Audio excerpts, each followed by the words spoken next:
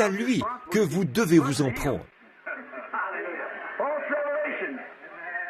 Une fausse révélation, non conforme à la parole. Mais on les a appelés menteurs, faux apôtres, faux prophètes.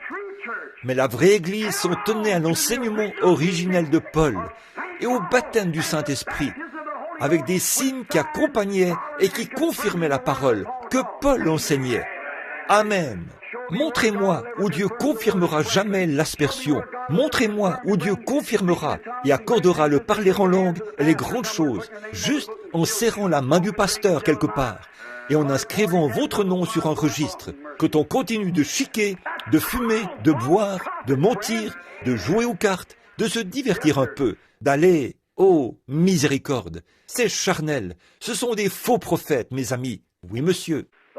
La voix de Dieu, c'est la sainteté. Que cela soit connu de tous les membres du corps de Christ ici.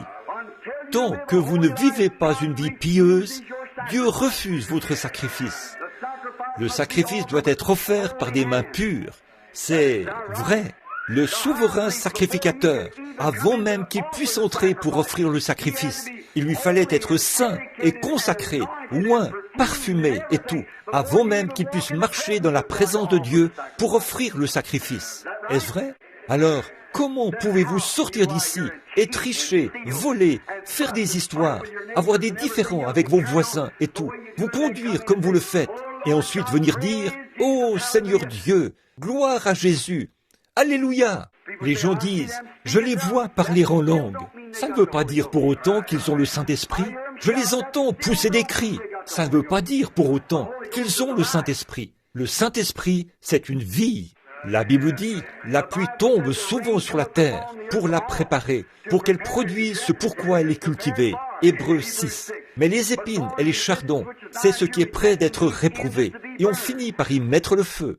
Le soleil brille sur les justes et sur les injustes. La pluie tombe sur les justes et sur les injustes. La pluie vient pour faire croître le blé, comme on dit, et aussi toutes les mauvaises herbes qui sont dans le champ. Si le blé a soif, alors la mauvaise herbe a soif. Et la même pluie qui abreuve le blé, abreuve les mauvaises herbes aussi.